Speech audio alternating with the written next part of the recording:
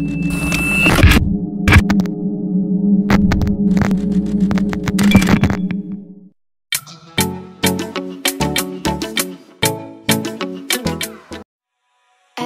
day we escape, losing all of our faith. We can't live this way. Feel me slowly fade away.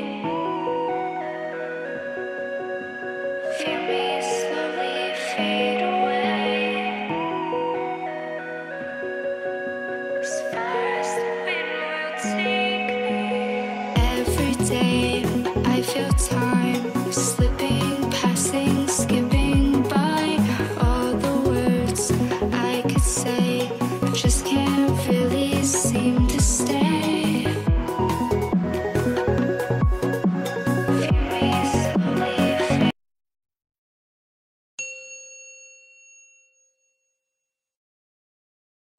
Ba ba và những điều tín ngưỡng tâm linh. Ba ba hay còn gọi là rùa mai mềm, ở trong miền Nam thì sẽ gọi là cua đinh, Huế thì người ta sẽ gọi là con hôn. Đây là loài thủy sản có rất nhiều ở nước ta, và trong thiên nhiên thì cũng được nuôi cũng như là thả rất là nhiều. Đó, có thể nói rằng trong lĩnh vực ẩm thực thì dân gian người ta ví rằng ba ba là con quái vật, chân vịt, thịt gà, da trâu và đầu rắn. Tuy nhiên thì thịt ba ba rất là ngon.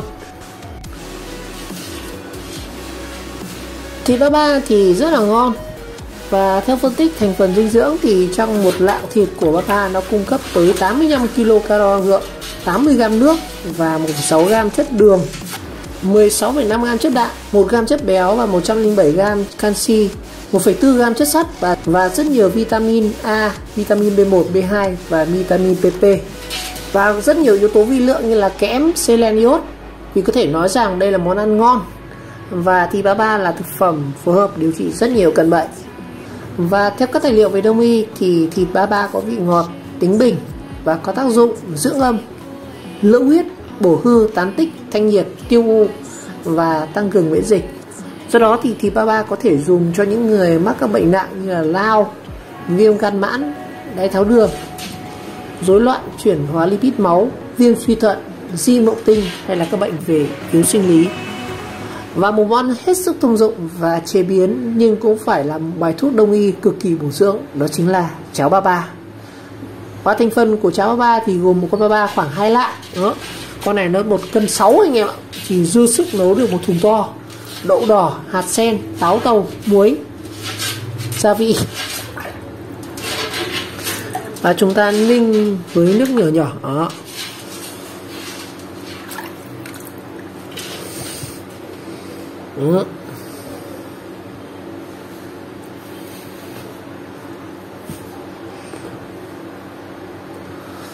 Và chúng ta sẽ ninh với lửa nhỏ liu riu đến khi thịt ba ba mềm, nước thấm là đem dùng được.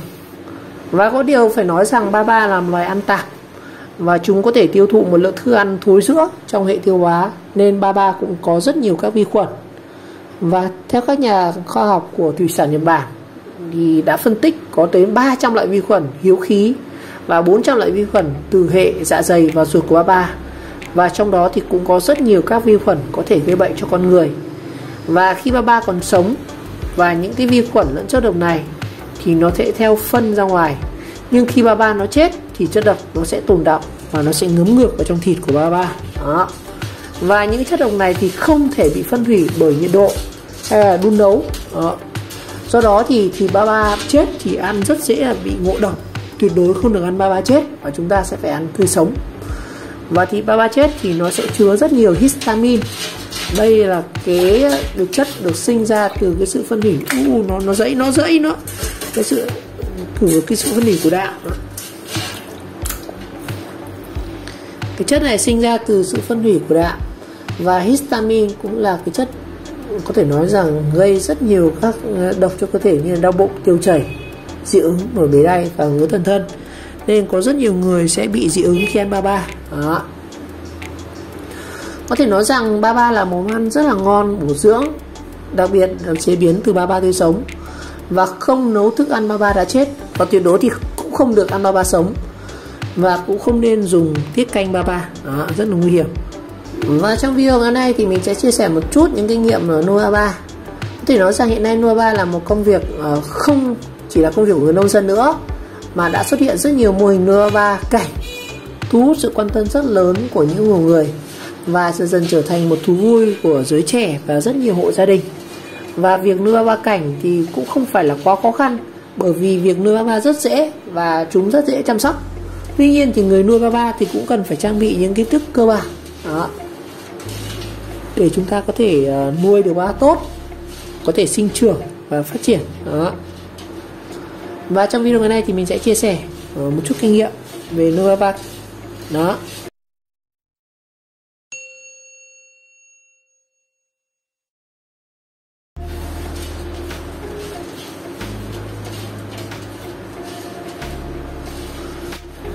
Đầu tiên đó chính là nơi ở cho ba.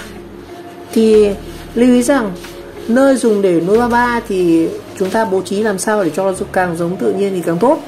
Và thông thường thì mọi người nên nuôi ba ở trong các hũ hoặc là các thùng lớn, thì có thể nói rằng ba phát triển rất nhanh.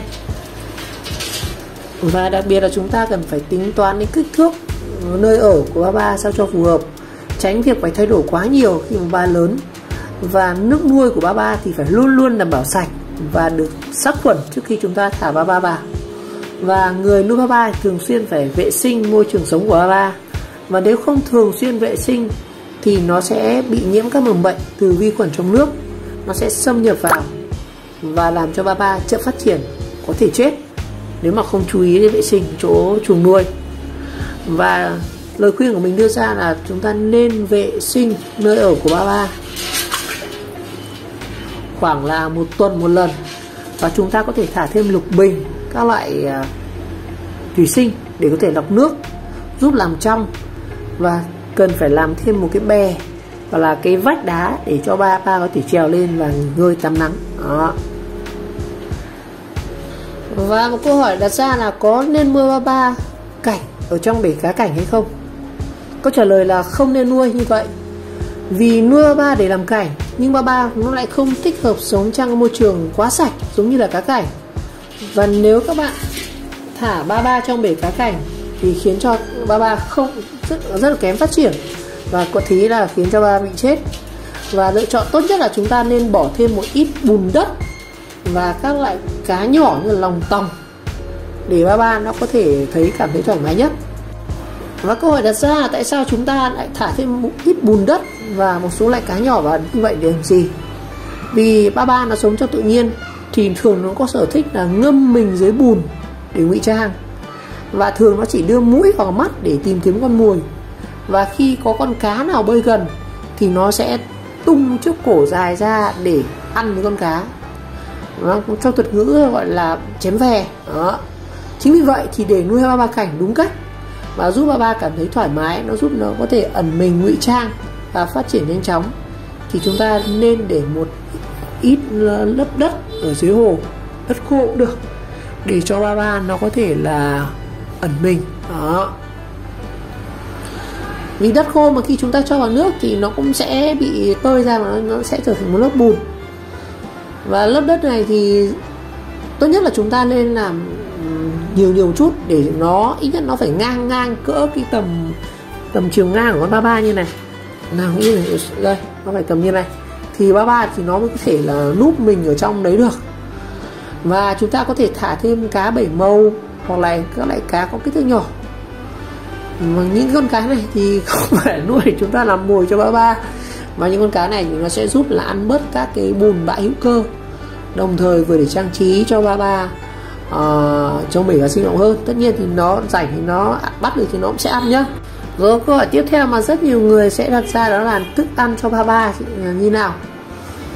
Ba thì nó là động vật ăn thịt, và thông thường thức ăn của ba sẽ phải là thức ăn tươi sống, hoặc là thức ăn chế biến, hoặc là thức ăn công nghiệp, và là thức ăn động vật khô đó. Chúng ta có thể chọn được rất nhiều nguồn thức ăn.